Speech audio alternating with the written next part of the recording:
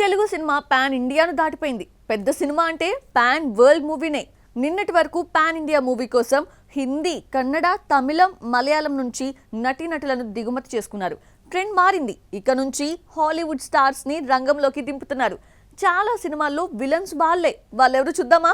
విజయ్ దేవరకొండ, రష్మిక మరోసారి జతకట్టిన periodical action drama Ranabali 1854-78 మధ్య బ్రిటిష్ కాలం నాటి కథతో రూపొందుతోంది.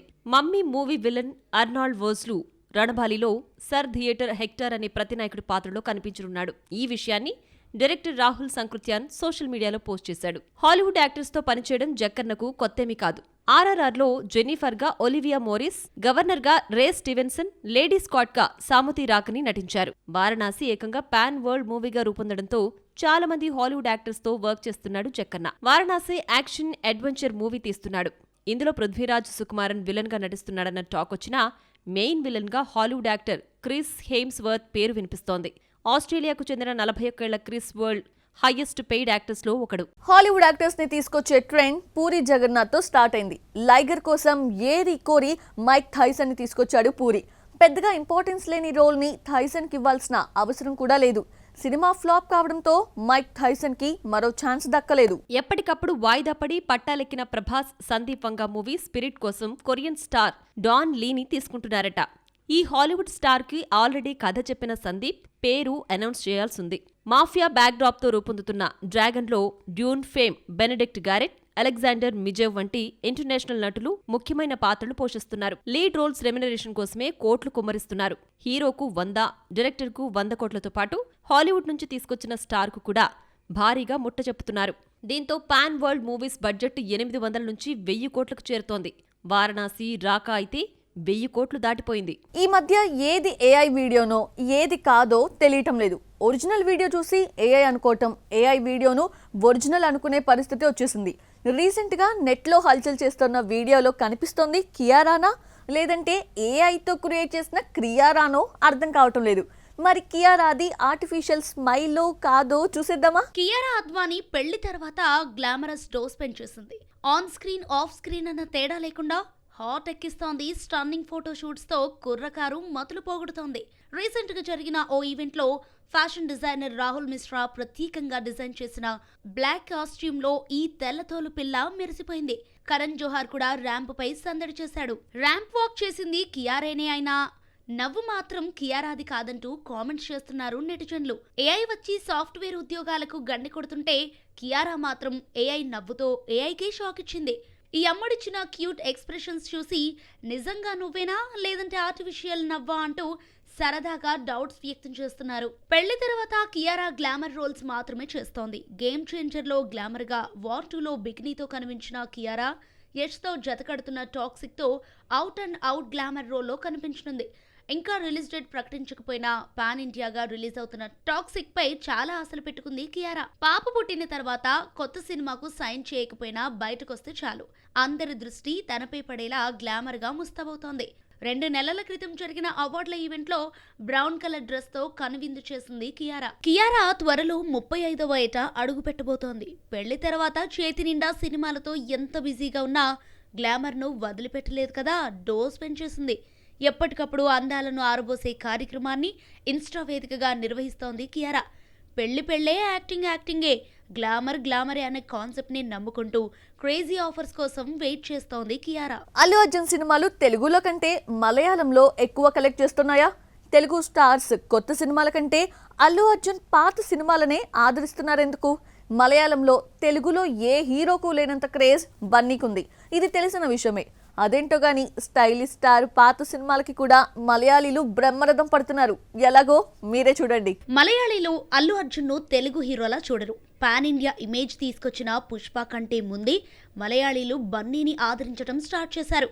బన్నీ స్టైల్, యాక్టింగ్, డాన్సింగ్ కు ఫిదా అయిపోయారు.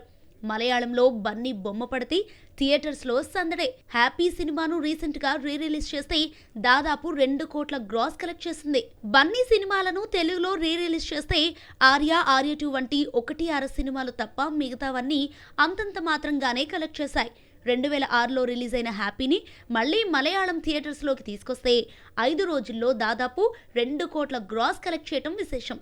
రాజాసాబ్, పెద్దిని పాన్ ఇండియాగా రిలీజ్ చేస్తే మలయాళంలో కనీసం 1 కోటి కూడా కలెక్ట్ చేయలేదు. హ్యాపీ తెలుగులో యావరేజ్ గా ఆడిన మలయాళంలో సూపర్ హిట్ అయింది. గంగోత్రి, ఆర్య, బన్నీ వరుస హిట్స్ తర్వాత అల్లు అర్జున్ నటించిన 4వ సినిమా హ్యాపీ విడుదలైంది. తొలి ప్రేమ ఫేమ్ కరుణాకరణ్ డైరెక్ట్ చేశాడు. యువన్ శంకర్ రాజా ఇచ్చిన ఆడియో సినిమాను మ్యూజికల్ హిట్ చేసింది. బన్నీ ఇంకో 1.5 ఏడాది వరకు కనిపించడు. ప్రస్తుతం నటిస్తున్న రాకా మూవీలో భారీ విఎఫ్ఎక్స్ సీన్స్ ఉండటంతో ఇప్పట్లో షూటింగ్ పూర్తయ్యే సీన్ కనిపించడం లేదు. 2027 డిసెంబర్లో థియేటర్స్ లోకి వస్తుందని అంచనా వేస్తున్నారు. అప్పటి వరకు మలయాళీలకు బన్నీ పాత సినిమాలే దిక్కుగా మారింది. మున్ముందు ఏ సినిమాలు వస్తాయో చూడాలి మరి. మహేష్ ఎన్టీఆర్ కి హిట్స్ ఇచ్చిన దర్శకుడు 2 ఏళ్లుగా ఖాళీగా ఉన్నాడు. ఒకానొక టైంలో 6 ఏళ్లు మెగాఫోన్ పట్టలేదు. 15 ఏళ్ల నుంచి సక్సెస్ చూడని ఒకప్పటి స్టార్ డైరెక్టర్ కొత్త సినిమా పూజా కార్యక్రమాలతో స్టార్ట్ అయింది. ఇంతకీ ఆ దర్శకుడు ఏ హీరోని డైరెక్ట్ చేస్తున్నాడు? Watch the story. Srinu Vaitla star డైరెక్టరే అయినా అది ఒకప్పుడు. దూకుడు, రెడీ, వెంకీ, దుబాయ్ సీను వంటి ఎన్నో సూపర్ హిట్స్ ఇచ్చిన దర్శకుడు హిట్ కోసం కొన్నాళ్లుగా వెయిట్ చేస్తున్నాడు.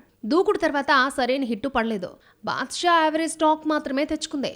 ఆగడు, Bruce Lee, mister, Amar Akbar, Antony flops తో స్టార్ ఇమేజ్ ఒక్కసారిగా డౌన్ ఫాల్ అయింది. లాస్ట్ సినిమా విశ్వంకు పాజిటివ్ టాక్ వచ్చినా బాక్సాఫీస్ వద్ద నిలబడలేకపోయింది.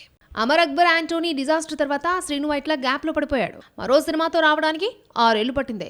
2024లో వచ్చిన విశ్వం తర్వాత శర్వానందను డైరెక్ట్ చేసే సినిమాను బుధవారం పూజా కార్యక్రమంతో మొదలుపెట్టాడు. ముందుగా నితిన్తో ఈ సినిమా తీయాలి అనుకున్న వర్కౌట్ కాకపోవడంతో ఆ ప్లేస్లోకి శర్వా వచ్చాడు.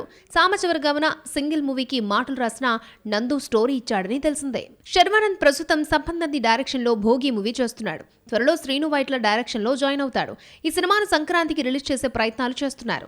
సంక్రాంతికి వచ్చిన శతమానం భవతి, ఎక్స్ప్రెస్ రాజా, నారి నారి నడుము మురారి హిట్ కావడంతో ఎంత కాంపిటీషన్ ఉన్నా సంక్రాంతికి రావాలన్న పట్టుదలతో మేకర్స్ ఉన్నారట.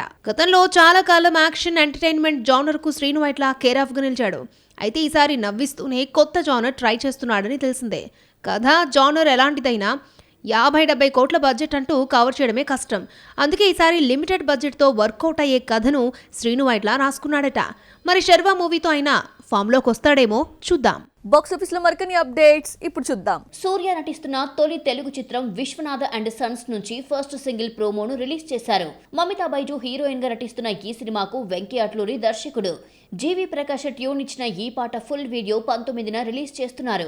సినిమా ఆగస్టు 14న థియేటర్స్ లోకి వస్తోంది. ఆలియా భట్ లీడ్ రోల్ పోషించిన స్పై థ్రిల్లర్ ఆల్ఫా ట్రైలర్ ను రిలీజ్ చేశారు.